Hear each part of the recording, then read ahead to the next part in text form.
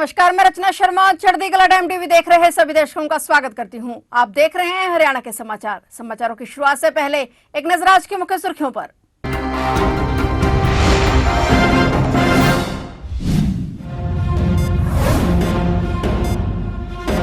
GST counselling की बैठक में पहुंचे सीएम नायब सैनी। हरियाणा सीएम सैनी का दिल्ली गुरुग्राम दौरा। 56वीं जीएसटी काउंसिलिंग में शामिल हुए हरियाणा के सीएम।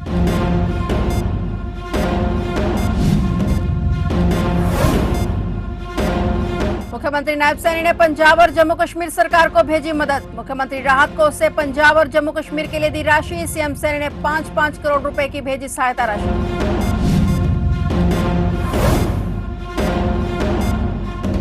कुरुक्षेत्र के शाहबाद में तेज बारिश से घर की गिरी छत। 2 सगे भाइयों की मौत, 4 घायल। परिवार पर आफत बनकर गिरी बरसात।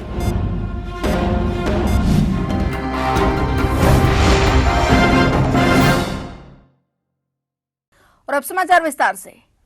हरियाणा के मुख्यमंत्री नायब सिंह सैनी आज से 3 दिन दिल्ली और गुरुग्राम दौरे पर रहेंगे। दौरे के पहले दिन वे आज जीएसटी काउंसिल की 56वीं बैठक में शामिल होने पहुंचे। सुषमा स्वराज भवन में जीएसटी काउंसिलिंग की बैठक आयोजित की गई है, जिसमें भाग लेने के लिए अन्य राज्यों के अधिकारियों सहित हरियाणा के मुख्यमंत्री भी बैठक में मौजूद रहे। नई दिल्ली में सुषमा स्वराज भवन में जीएसटी काउंसिलिंग की बैठक आयोजित की गई है। वित्त मंत्री निर्मला सीतारमण की अध्यक्षता में यह बैठक हो रही है।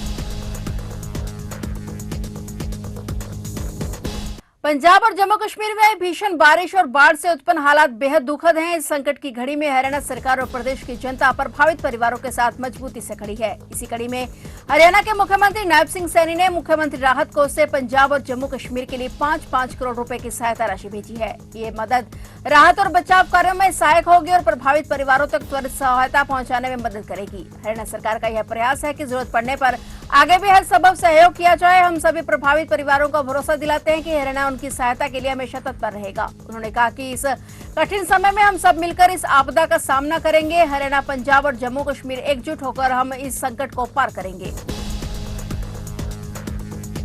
भिवानी जिले के गांव ढानी लक्ष्मण निवासी 19 वर्षीय लेडी टीचर मनीषा की संदिग्ध मौत के मामले में अब परिजनों को जल्द सीबीआई जांच शुरू होने की उम्मीद बंधी है। और इस बीच मनीषा के परिजन हरियाणा बैरागी समाज के राज्य प्रधान शिव कुमार पवार के नेतृत्व में मुख्यमंत्री नायब सिंह सैनी से मिले और यह मुलाकात मुख्यमंत्री आवास संत कबीर कुटीर पर करीब आधे घंटे तक चली। मुख्यमंत्री ने परिवार को आश्वस्त किया कि जांच निष्पक्ष और पारदर्शी होगी। उन्होंने बताया कि मामला सीबीआई को सौंप दिया गया है और एक विशेष अधिकारी इसकी निगरानी करेंगे। मुख्यमंत्री ने कहा कि मनीषा हमारी बेटी थी, इसे न्याय दिलाने में कोई कसर नहीं छोड़ी जाएगी। बैठक में मनीषा के परिवार और साथ मौजूद लोगों ने सीबीआई जांच में तेजी लाने और पीड़ित परिवार को आर्थिक सहायता देने की मांग की। वहीं सीएम सैनी से मुलाकात के बाद अब सीबीआई की टीम जांच करने भिवानी पहुंच गई है और इस मामले की अब तक की जांच रिपोर्ट लोहारू पुलिस सीबीआई को सौंपेगी। सीबीआई की टीम पिछले 4 दिनों से मनीषा के परिजनों के संपर्क में थी और सीबीआई ने मनीषा के पिता संजय को 2 बार फोन करके कहा था कि हम जल्द ही पहुंच रहे हैं।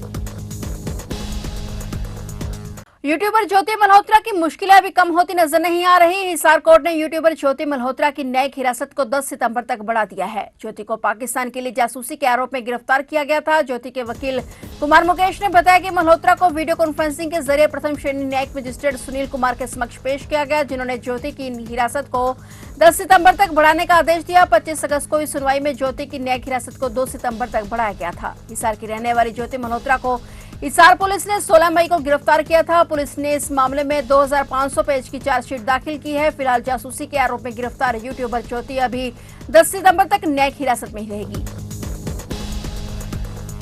पानीपत जिले की स्मालखा विधानसभा सीट से कांग्रेस के पूर्व विधायक धर्म सिंह छोकर के बेटे विकास छोकर की तरफ से भगोड़ा घोषित करने की कार्रवाई पर रोक लगाने की मांग को अदालत ने खारिज कर दिया है। स्पेशल जज वानी गोपाल शर्मा की अदालत ने 19 सितंबर तक विकास छोकर को अदालत में पेश होने के आदेश दिए हैं। मामले में अगली सुनवाई 19 सितंबर को होगी। पूर्व विधायक धर्म सिंह छोकर को ईडी ने अप्रैल महीने में दिल्ली से गिरफ्तार किया था। वहीं दूसरे बेटे सिकंदर को पिछले साल ही गिरफ्तार किया गया था। विकास छोकर ने पंजाब एवं हरियाणा उच्च न्यायालय में याचिका दर्ज करके इस मामले की सुनवाई में शामिल होने की मांग की थी। याचिका पर सुनवाई करते हुए उन्हें अनुमति दे दी गई। उन्होंने स्पेशल जज की अदालत में याचिका दायर करके मांग की थी कि उनके खिलाफ जारी किए गए अरेस्ट वारंट और भगोड़ा घोषित करने की कार्रवाई पर रोक लगा दी जाए। अदालत ने दोनों पक्षों को सुनने के बाद विकास छोकर की मांग को खारिज करते हुए कहा कि उनके खिलाफ चल रही कार्रवाई कानूनी रूप से सही है। याचिकाकर्ता अभी भी इस मामले में फरार चल रहा है और ऐसे में वह रोक की मांग नहीं कर सकता।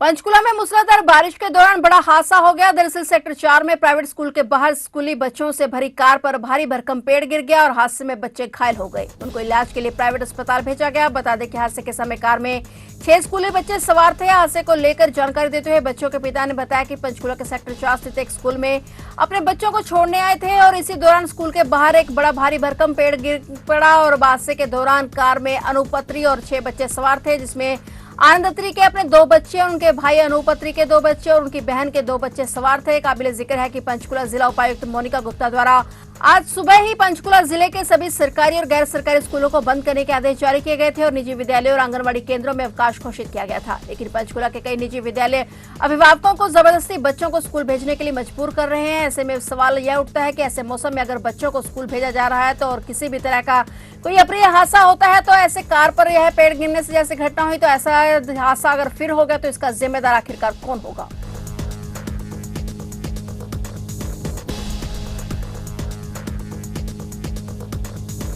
तेज बारिश से हरियाणा में बाढ़ जैसे हालात बने हैं और इस बीच कुरुक्षेत्र में तेज बारिश हुई, जिसके चलते शाहबाद में घर की छत गिर गई और मलबे के नीचे दबने से 2 लोगों की मौत हो गई, जबकि 4 लोग घायल बताए जा रहे हैं। बताया जा रहा है कि 2 दिन से कुरुक्षेत्र में तेज बारिश हो रही है। ये बरसात अब एक परिवार पर आफत बनकर गिरी है। मिली जानकारी के मुताबिक कुरुक्षेत्र के शाहबाद कस्बे में सुबह करीब 6 बजे घर की छत गिर गई, जिसके नीचे दबने से 2 सगे भाइयों की दर्दनाक मौत हो गई, जबकि 4 लोग घायल हो गए। पड़ोस में मौजूद लोगों ने इसकी सूचना पुलिस और एम्बुलेंस को दी। साथ ही उन्होंने मलबे में दबे लोगों को बाहर निकाला और इलाज के लिए शाहबाद के नागरिक अस्पताल ले गए, जहां घायलों का इलाज चल रहा है और सभी प्रवासी मजदूर हैं जो उत्तर प्रदेश के प्रयागराज के रहने वाले हैं। पुलिस ने शव को कब्जे में लेकर पोस्टमार्टम की कार्रवाई शुरू कर दी है और आगे जांच जारी है।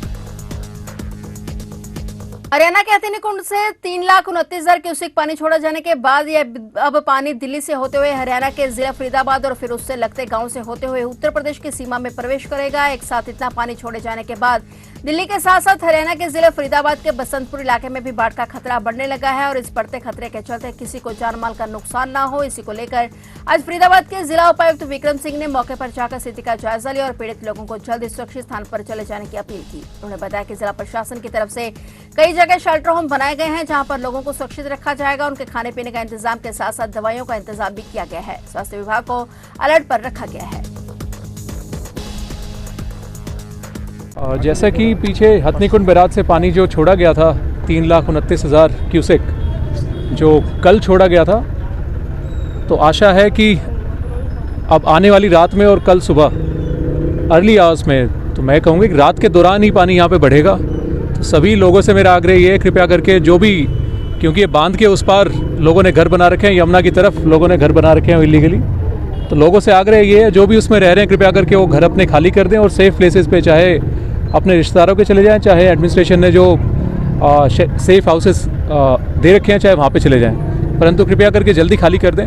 आगे भी गांव में भी जितने हमारे 14 गांव पड़ते हैं, चाहे यमुना किनारे हों या उसके पीछे हों, क्योंकि बुढ़िया नाले में भी थोड़ा पानी बैक आएगा इवेंचुअली, तो वहाँ पे भी लोगों से मेरा आग्रह है कृपया करके जो भी निचले स्थानों पे हैं, और साथ ही क्योंकि 2023 में भी बाढ़ आई थी यहाँ पे, तो 2023 में जो एरिया जलमग्न हुआ था, तो वहाँ के लोग कृपया करके सेफ़ प्लेसेस पे चले जाएँ।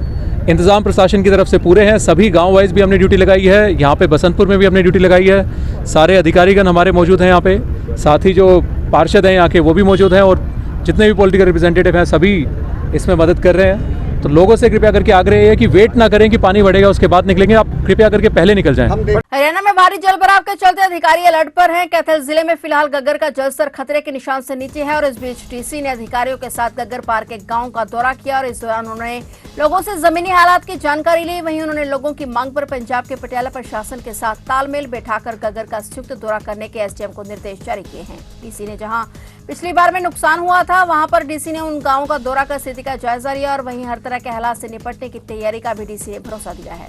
अभी गग्गर का जल स्तर नियंत्रण में है और खतरे के निशान से काफी नीचे है। इसके अलावा मेरी आम जनता से अपील है कि अफवाहों के ऊपर ध्यान ना दें और कोई भी पुख्ता जानकारी के लिए प्रशासन से संपर्क करें। इसके लिए हमने एक फ्लड कंट्रोल रूम भी गुला में स्थापित किया है, जिसका नंबर है 01743221555। किसी भी जानकारी के लिए जनता प्रशासन से संपर्क कर सकती है। आज डीसी मैम की अगुवाई में रेवेन्यू डिपार्टमेंट, पुलिस प्रशासन तथा इरिगेशन डिपार्टमेंट की टीम ने हांसी बुटाना में 2023 में जो पॉइंट टूट गया था उस साइट का विजिट किया गया और वहां पे मैम के द्वारा व्यापक निर्देश दिए गए हैं कि उस पॉइंट को मजबूत करने के लिए वहां पे सैंडबैग्स रखे जाएंगे। इसके अलावा डीसी मैम ने आज सिंहाली, पपराला, रत्ताखेड़ा, कसोली और अन्य गगर पार के विलेजेस का दौरा किया। वहां पे लोगों से भी मुलाकात की गई है मैडम के द्वारा और लोगों की समस्याओं को सुना गया। अंबाला छावनी में अब टांगरी नदी में आए पानी का कहर मां की ममता पर टूट पड़ा है। एक महिला अपने 1.5 साल के बच्चे से दूर हो गई है क्योंकि घर में पानी भर चुका है और उसके पास रहने की कोई जगह नहीं है। मजबूरन अपने बच्चों को खुद से दूर करना पड़ा। आलम यह है कि टांगरी नदी का जलस्तर तो कम हो गया लेकिन आसपास के इलाकों में पानी उतरने का नाम नहीं ले रहा। लोगों के घरों में 5-5 फीट तक पानी है और मामला अंबाला छावनी के विकासपुरी का है, जहाँ पीड़ित महिला ने प्रशासन से मदद की गुहार लगाई है। दिक्कत आ गई है ये वो विकासपुरी और साईं बाबा मंदिर खुड्डा खुर्द के आसपास आता है। ये पूरा भरा हुआ, ये घर सारा जो सामान है सब खत्म हो गया। कहाँ जाए बच्चा, 1.5 साल का लड़की मैंने अपने रिश्तेदारों को भेज रखा बच्चा मैंने छोटा सा है। अब ये देखो पानी का समाधान तो होना, कुछ मिलता भी नहीं। जब हम फार्म भी भरवा लिया हमारे से पिछले 1 साल, तब भी कुछ नहीं दिया जी हमने। अब तुम बताओ, कुछ ना कुछ तो हम अपना घर का समाधान तो करें। ये इतने अमीर तो है नहीं जी जो हम भी मतलब अपना कुछ कर सके। रोटी खाने को भी तरस जाते हैं जब ये पानी आता है तो बहुत ही मुश्किल है जी। हम तो दूसरे पड़ोसियों के अपने बैठे हुए हैं, अपना घर छोड़ के। सामान देखो आप, तीर रहा सारा सामान। मांगे कि हमें कुछ तो गवर्नमेंट से मदद होनी चाहिए कि हम अपना लैंटर तोड़ के ऊंचा कर सके। हम इतना तो करें हमारे लिए गवर्नमेंट कि तो जैसे और इंसान बैठे हम भी बैठ सके अपने में। तो आप देख रहे थे हरियाणा के समाचार और नए समाचारों के साथ फिर से हाजिर होंगे। तब तक के लिए देखते रहिए चढ़ती कला टाइम टीवी।